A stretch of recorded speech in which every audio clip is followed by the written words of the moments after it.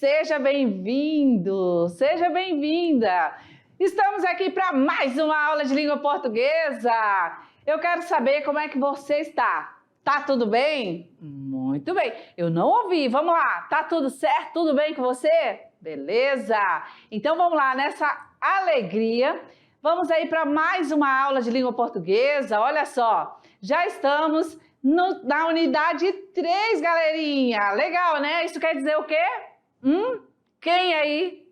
Ah, entendi. Estamos iniciando a reta final do nosso componente curricular de língua portuguesa, não é isso? Olha só, estamos aqui com a aula 61.1. É a nossa aula que está iniciando a unidade 3, na verdade, né? E aqui dizendo assim que já estamos para mais uma aula de literatura.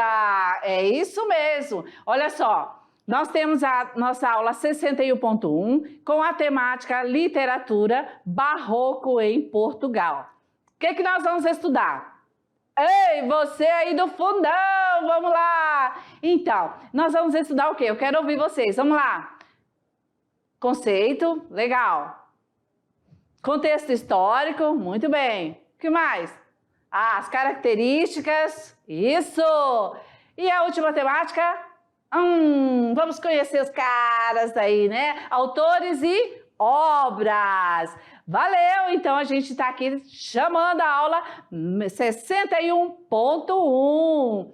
Vamos lá para a nossa habilidade da aula. Olha só, identificar assimilações, rupturas e permanências no processo de constituição da literatura brasileira, gente, e também ao longo da sua trajetória por meio de leituras e análise de obras fundamentais, né, do cânone ocidental, em especial da literatura portuguesa, certo? Para perceber a historicidade de matrizes e procedimentos estéticos, né? Então, estamos trazendo para vocês aqui uma aula em que você, ao final, terá aí essa habilidade consolidada para ter aí condições de identificar, né, aí a questão desse processo aí literário, também perceber essa parte da historicidade nesse processo aí das escolas literárias. E aqui, esta aula de literatura sobre uma escola portuguesa, barroco, ok? Bem, vamos lá agora, nós vamos chamar o quê? A nossa aula sempre inicia com uma leitura, não é isso? Muito bem. Então, vamos lá. Leitura imagética. Vou deixar aí para vocês um longo minuto. E aí, ao final desse minuto, vamos aí, então, fazer a nossa leitura imagética. Beleza? Bom, temos aí o quê? Uma grande informação. Olha só, né? Uma informação. É um texto trazendo para nós o quê? A informação de que estamos, né? Ou que já vivemos, mas ainda estamos sobre, né, esse cuidado. O mundo, né, vive esse cuidado, certo? Desse vírus, né? Vivemos um momento pandêmico, no início bem forte, com muitas perdas, certo? E que aí nós tivemos nesse período todo um processo, né, de além das perdas, uma séria discussão sobre a proteção, vacina, quem vacina, quem não, quais são as vacinas aí realmente eficazes, né? Enfim, temos várias leituras. Qual a sua leitura? Né? Ainda estamos em processo, né? Não acabou, gente. Você aí está vacinado? Já vacinou? Continua tendo os cuidados, né? Então, podemos fazer N leitura. E aqui, nesse momento, você já vai exercitar a sua leitura de mundo. O que é que você ouviu, né, durante aí esse período que vivemos de pandemia? Você assistiu os telejornais, você leu bastante, você aí com seu celular conseguiu acessar várias informações, na sua própria rede, né? Facebook, Instagram, no seu WhatsApp mesmo aí, com certeza você recebeu vários gêneros textuais, propagandas, né? Trazendo aí várias informações a respeito dessa temática. Não é isso? Beleza. Então, olha só. Circula pelas redes sociais uma mensagem que diz que o novo estudo descobriu que o uso contínuo de máscara cria micróbios que contribuem para o câncer de pulmão. Como é isso, hein? Olha lá. Você também ficou igual a professora? Estarrecida com essa informação? Então, mediante tudo que a gente ouviu, né, tudo que a gente pôde aí assimilar das informações, há algo para chamar a sua atenção. Então, como leitores, né, navegadores aí das redes, nós vamos aqui agora para chamar a atenção sobre fato ou fake. E aí? Sobre essa informação, né, que circulou aí nas redes, essa mensagem, exatamente dizendo que tem um novo estudo, né, que descobriu que o uso contínuo, ou seja, usar direto aí a máscara, ela cria micróbios, né, micróbios, gente, quase que não sai, e que contribui para o câncer de pulmão. Isso aí é um fato ou é um fake? Verdade ou não? Então, aqui o nosso texto também é para esse cuidado, estudante. Nada de repassar informações que você aí não constatou se é verídica. Fontes aí seguras, tá bom? Então, olha só. Realmente, quem disse que é fake, tá muito bem antenado aí, certo? É fake, né? Isso é um fake.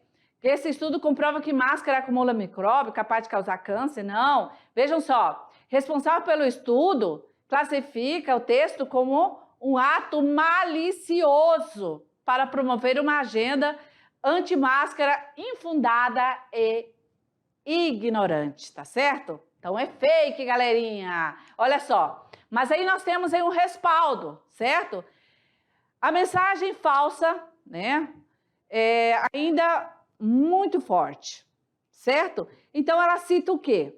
Que um estudo publicado na revista Cancer Discovery, né, pela equipe liderada pelo professor Leopoldo Segal, da Escola de Medicina da Universidade de Nova York, aí procurada pela G1, né, a Universidade de Nova York, ao qual o professor está associado, diz que, abre aspas, qualquer tentativa de vincular as descobertas do estudo do Dr. Segal ao uso de máscara é falaciosa, fecha aspas. Então, essas alegações não têm relação com a pesquisa do Dr. Segal, tá? Então, é fake.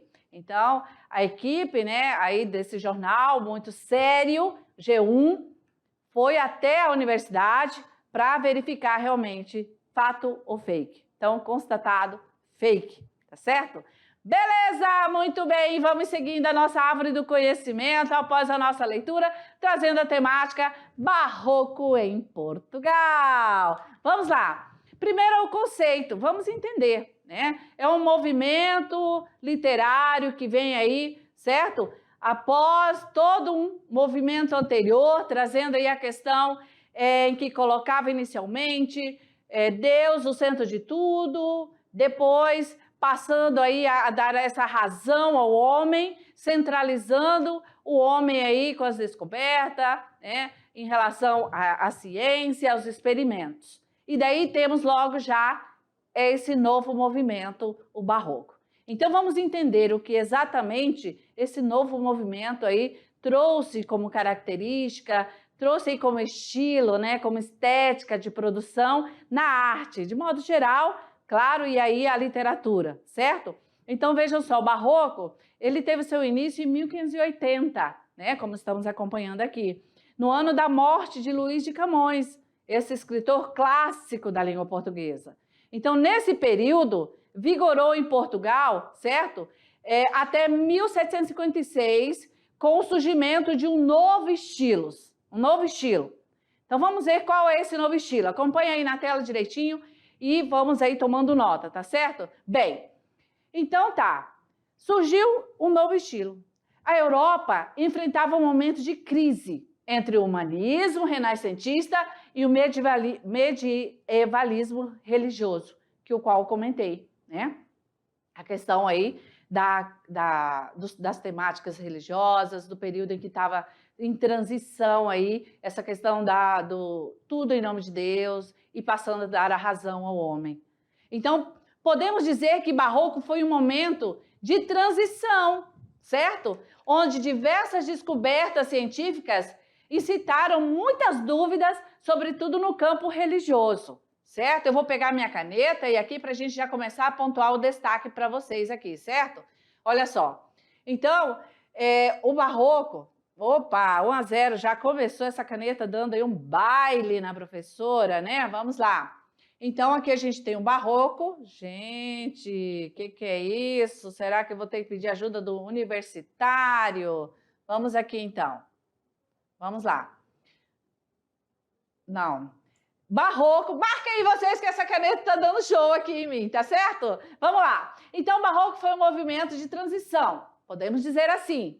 Por quê? Onde, naquele exato momento que vem esse movimento, estava acontecendo diversas descobertas científicas, né? E essas descobertas incitaram muitas dúvidas, sobretudo no campo religioso, tá certo? Então, com a reforma protestante de Martim Lutero, certo? Vamos tentando aqui com a caneta, beleza?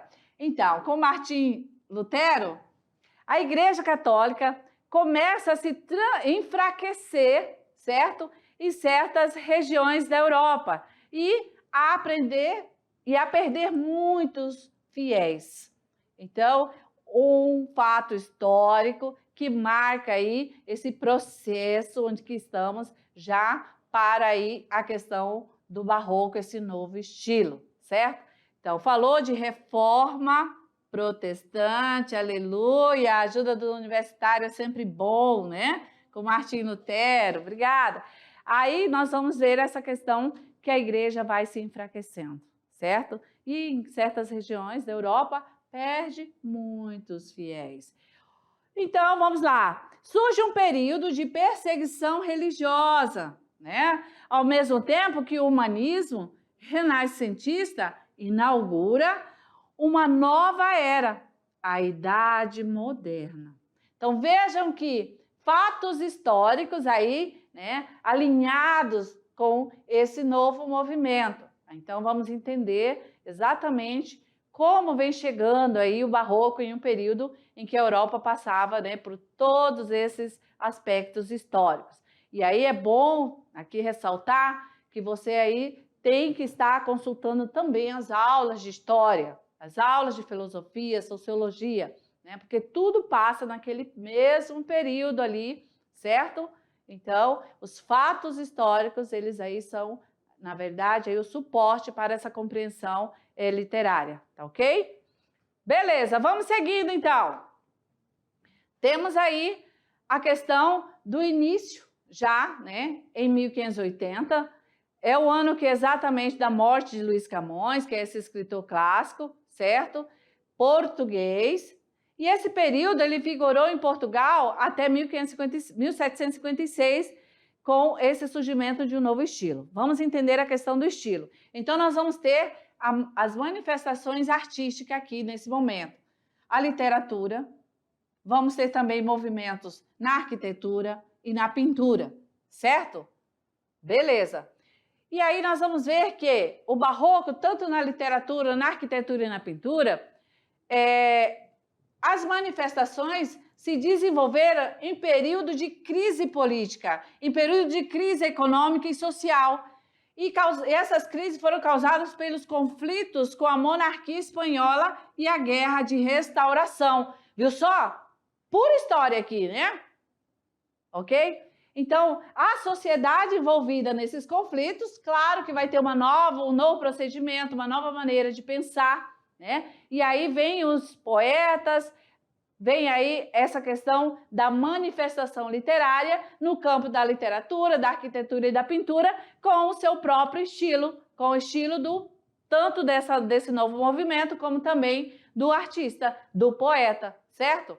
Então, o Barroco em Portugal, ele também teve fortes influências humanista, renascentista, que por meio do antropocentrismo, né, em que nós vamos aí ter o entendimento que coloca o homem como centro das coisas, né, o antropocentrismo, ao contrário desse pensamento medieval teocêntrico, né, em que coloca aí Deus como centro das coisas.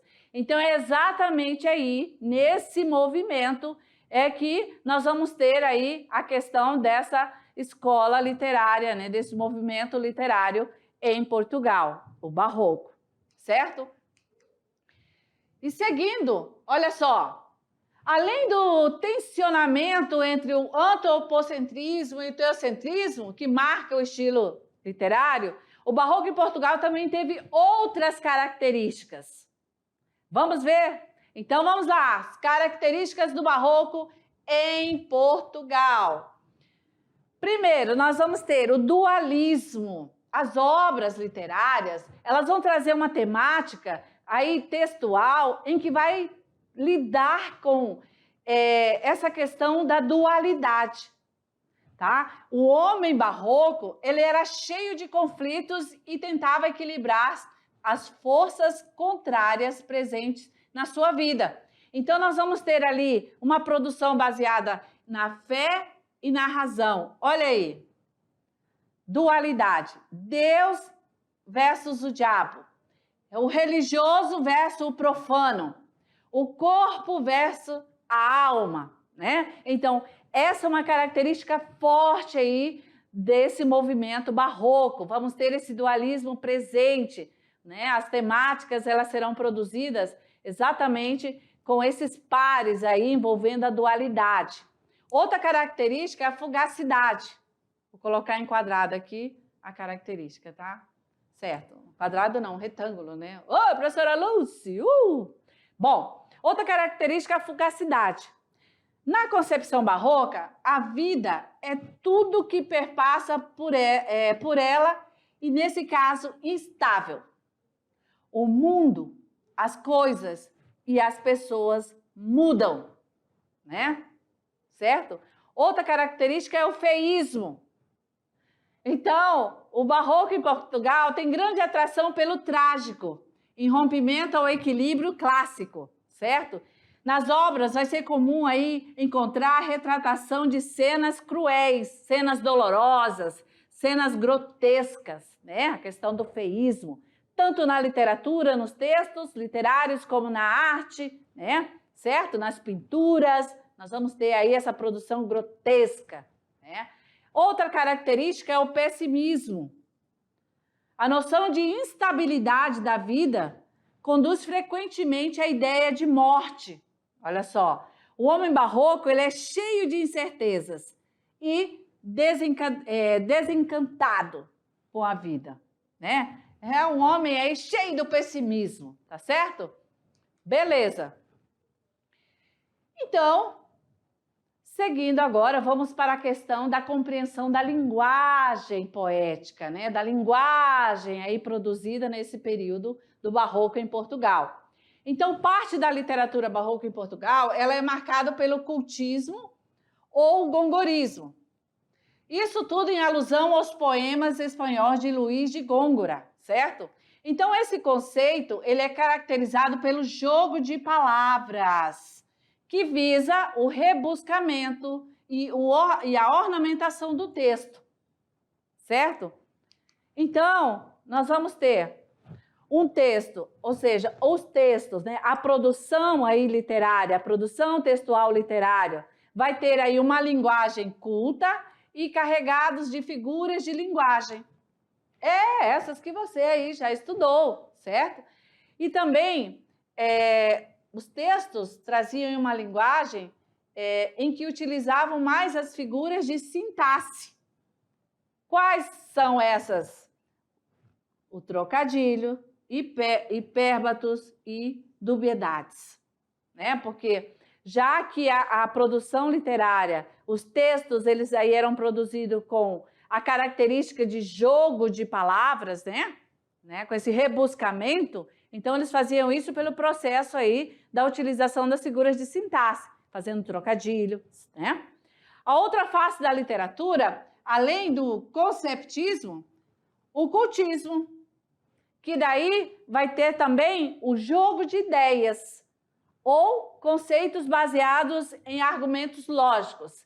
Então, a linguagem aí barroca, dessa produção literária barroca, vai ser pautada no cultismo, no jogo de palavras, e também no conceptismo, que é o jogo de ideias, certo? E daí nós vamos agora conhecer, né, vamos ver aqui, o nome forte desse período, né? Nós temos aqui Padre Antônio Vieira. Estamos no período inicial, certo? Lembrando que estamos falando em questão da literatura na Europa, né? Barroco em Portugal. Então, o Padre Antônio Vieira, ele é um dos principais autores do Barroco em Portugal, ok? Então, olha só, se nós temos o padre como essa presença importante, então você já começou a sacar como será essa produção literária que ele produziu, né? Beleza? Conseguiu ter uma ideia do que será? Vamos então aqui deixar para você, olha só. Padre Antônio Vieira, e um pouquinho aí, né, da produção literária, né, trazendo já o conceito aí conceptista, certo? Então, nós vamos ver que essa questão da produção exatamente do Padre Vieira, Padre Antônio Vieira, né, ele usa todas essas características, essa estratégia literária de produção conceptista com um objetivo, que é convencer, que é instruir o leitor. E como é que ele faz isso? Por base dos diversos argumentos. Então, o gênero que o padre produziu ali, que nós temos, né, são sermões. E aqui um trechinho para você. Para um homem se ver a si mesmo, são necessárias 3 coisas: olhos, espelho e luz. Se tem espelho, é cego. Não se pode ver por falta de olhos. Se tem espelhos e olhos, e é de noite, não se pode ver por falta de luz. Logo, há mister luz, há mister espelho e há mister olhos. Certo? Então, aí o poder, né, do convencimento através dessa produção literária, né, através desse jogo, né, aí, em que traz essa linguagem conceptista, com a intenção de convencer o leitor, de instruir o leitor, certo? Bem, vamos adiante, né? Temos aqui agora Padre Antônio Vieira, vamos falar, já que é um nome forte, é um nome importante do Barroco em Portugal, nós vamos ter aqui, né, a pontuação de que Padre Antônio Vieira, ele é considerado o principal autor do Barroco também no Brasil, gente. Tá certo? E aqui eu quero conversar com você um pouquinho sobre essa tela, em que a gente traz já essa informação antecipada. Por quê? Porque vocês terão uma aula também de Barroco, porém será no Brasil. E aí vocês vão ver as características, as produções literárias também, os poetas, né, barroco brasileiros, certo? Mas aqui fez-se necessário trazer essa informação. Que padre aqui, no caso, né, o padre todo desse lado, Antônio Vieira, ele é importante, tanto para a literatura em Portugal, certo? Barroca em Portugal, como também aqui no Brasil, tá certo? Beleza. Então, vamos aí seguindo adiante, dizendo que o homem retratado pelo Barroco é aí um ser angustiado, dividido entre santos católicos e santos pagãos, entre a matéria, o espírito, o pecado e o perdão, né? Tá vendo? Sempre aí, né, essa dualidade, sempre presente. E os textos literários, eles refletem 2 pontos, tá? Importantes. Um tanto rebuscados, extravagantes, valorizando os detalhes, tá? E interruptos, né? O jogo de contrastes, certo? O jogo de palavras, né, como a gente já viu como característica, né, ali principalmente nos sermões, o jogo de palavras e também figuras de linguagens. As figuras mais usadas aí, né, pelo poeta barroco, metáfora, a antítese, né, já que nós vamos ter essa dualidade, né, antítese, hipérbole, alegoria e inversão, certo? Então, beleza. Falando um pouquinho da linguagem, certo? Vamos entender que a linguagem barroca, ela retrata a inquietação, a inconformidade do homem. É sobre isso que a produção literária vai trazer. A inquietação, a inconformidade do homem. Também o seu conflito. Que conflito é esse? O conflito do corpo e da alma. Conflito da razão e da fé. Né? Veja aí o tempo todo o dualismo também a contradição. E tudo isso pautado no contexto histórico, em que se insere especialmente o Renascimento.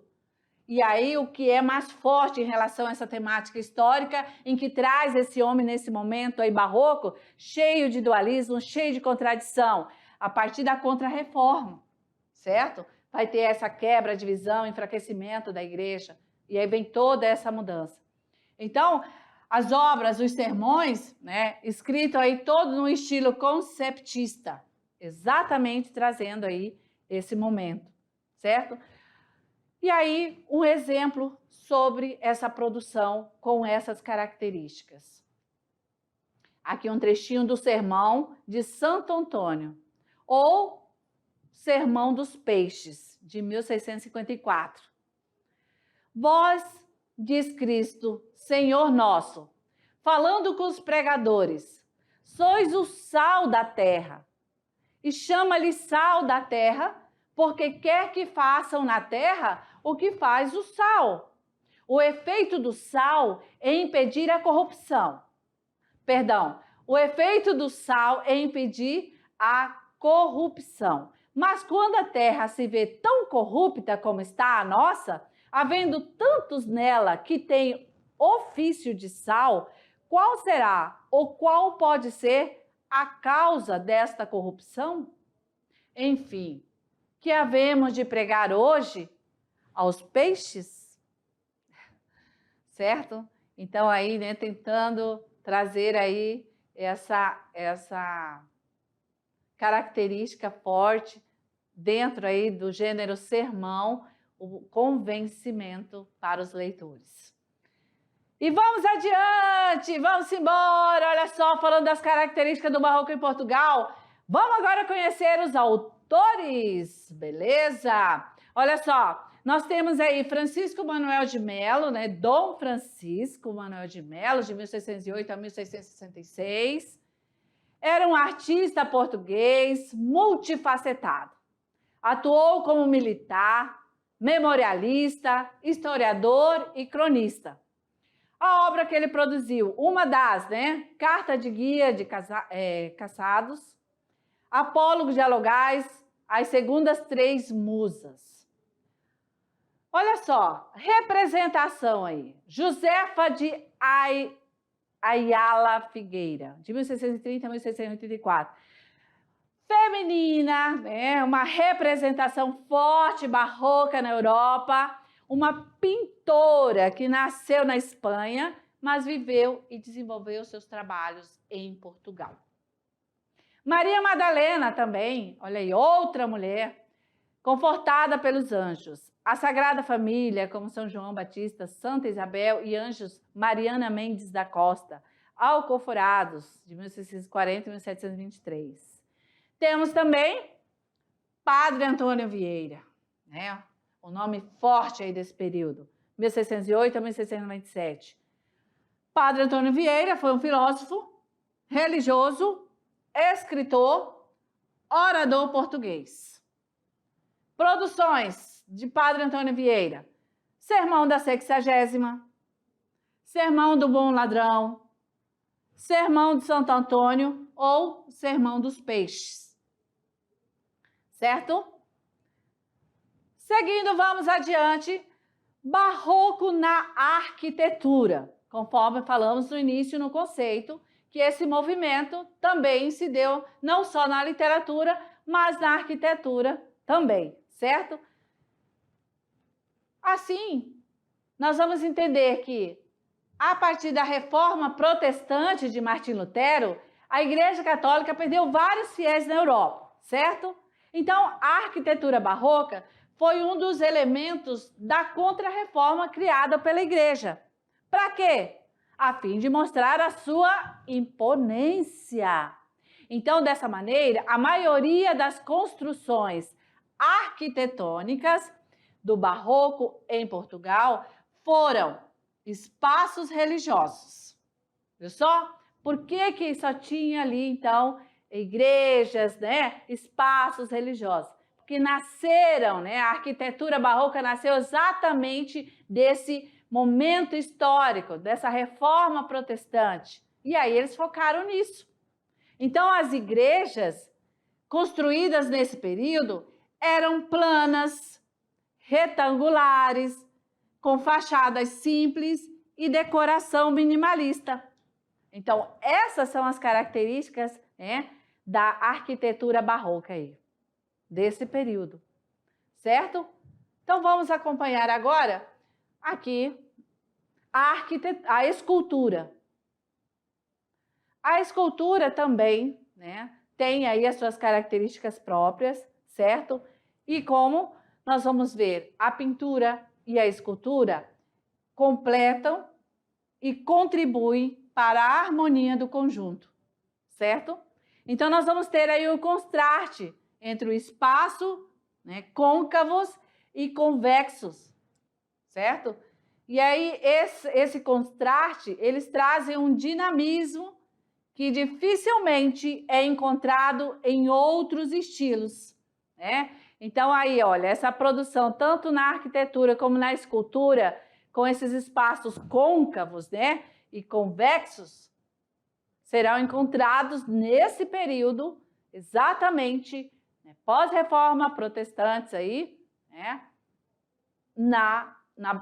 no estilo barroco, ok? Próprio do barroco. E olha só, igrejas e torres, né, dos clérigos em Portugal, certo? Então, esse estilo imperou, né, na Europa. Então, a mando do rei foram construídos edifícios civis com decoração de talha dourada nas paredes e azulejaria, certo? Então, aí a explicação dessa produção, tanto na arquitetura como na pintura, trazendo esse estilo barroco, certo? E aí, vamos embora! Beleza! Agora, vamos pontuar mais específico, né, a pintura barroca. Vamos lá! Olha só! Toda a expressão artística do barroco em Portugal sofreu interferência da Igreja Católica, ou seja, naquele período, a Igreja ainda, mesmo que enfraquecida, tinha ainda todo esse poder, né, nem que seja mínimo, mas fazia, assim, interferência, certo? Então, a primeira fase da pintura barroca, a proto-barroca, né, chamada assim, essa primeira fase, teve grandes influências do tenebrismo espanhol. Já a segunda fase do barroco, propriamente dito, buscava novas fontes de inspiração. Então, a primeira fase sofreu a forte influência da igreja e a segunda não tanto. E assim nós vamos conhecer mais uma obra, certo? Aqui o nosso artista Diego Velázquez, né, trazendo essa pintura. E vejam só, né, como nós temos aqui, o que está sendo retratado, né? O que esse texto nos fala. Não, gente, dá vontade de pegar no colo, né, de ver esse olhar assim, triste. Né? Então, vejam, procurem encontrar aqui as características que nós pontuamos antes desse estilo barroco, certo? Como é o homem barroco, né?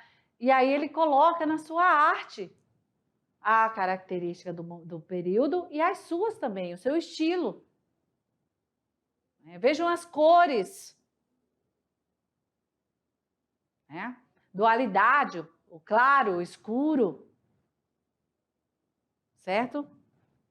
Bem, então Diego Velázquez, ele representa o representante, né, barroco na Espanha, e aí a sua pintura, elas eram o quê? Como essa aqui, ó, emotivas. Não é isso? Tá? Então, aqui para trazer um pouco sobre essa produção barroca e aqui com o nosso artista, né, Diego Velázquez. Beleza. Temos mais, olha só. Caravaggio, né? Amore Vincitore. A pintura barroca ela se expandiu também pela Itália, pela Espanha, pelos Países Baixos e França. Gente, na Itália, o representante foi Caravaggio. Suas pinturas eram apaixonadas, violentas e muito dramáticas. As esculturas buscam contagiar tudo que está ao seu redor com seu movimento. Os santos parecem ascender aos céus. Seu título deve-se a um verso Ecoglas de Virgílio, né? 10,69. Omnia vincit amor et nos sedamus amore. Bom, eu estou lendo aqui ao pé da letra, né? Mas... Então, vamos observar essa produção de Caravaggio, né? Amore Vincitore. O que a gente começa a observar aqui? Temos um anjo, né? A gente já é a primeira leitura, mas as asas, as cores escuras, nós temos aí vários instrumentos meio que jogados, né? Quebrados. As asas meio que um tom quebrada de lado, meio homem, um exagero nas formas, não é isso? Um menino, um homem. Como é a sua leitura aí? Certo? Então, olha lá. O título, né? Amor vince omnia. O amor conquista tudo. Então, esse quadro foi realizado em 1601 a 1602 pelo pintor barroco Caravaggio. O quadro ele mostra o amor, o Cupido, né? Trazendo aí a mitologia romana. E vamos ver que está vestido aí escuras asas de águia. Olha só. Semi-sentado ou descendo em que parece aí ser uma mesa, algo assim. E nós vamos, como eu disse, né? Ter aí espalhados esses instrumentos, mas isso quer dizer para a gente o quê? Espalhado todos os esforços do homem, certo? Porque olha só, o barroco chega após uma contrarreforma, após aí a questão da centralidade agora no homem, na sua razão. Então, a gente vê esse esforço do homem espalhado, violino, alaúde, armadura, bússola, caneta, o manuscrito, né? Trazendo aí para a gente essa leitura de liberdade, entre aspas, né? Se desprendendo. Então, o seu título quer dizer, amor vence tudo. Vamos todos ceder ao amor. Omnia vinti amore et nos sedamus amore. O amor vence tudo. Vamos todos ceder ao amor.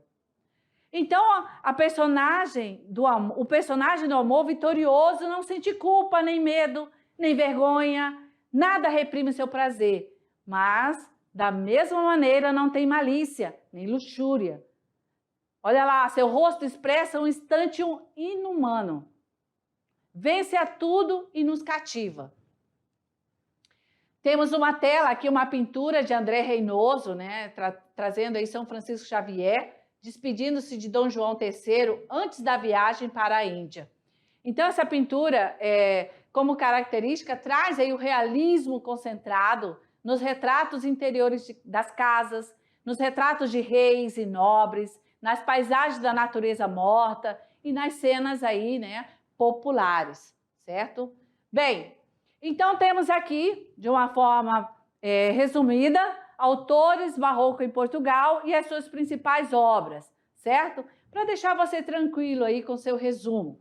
Então, nós temos gêneros literários produzidos nesse período, Nós temos sermões, carta, prosa religiosa e moralística, em que os autores desses gêneros, Padre Antônio Vieira, Padre Manuel Bernardi, Francisco Manuel de Melo e Maria Alcoforado.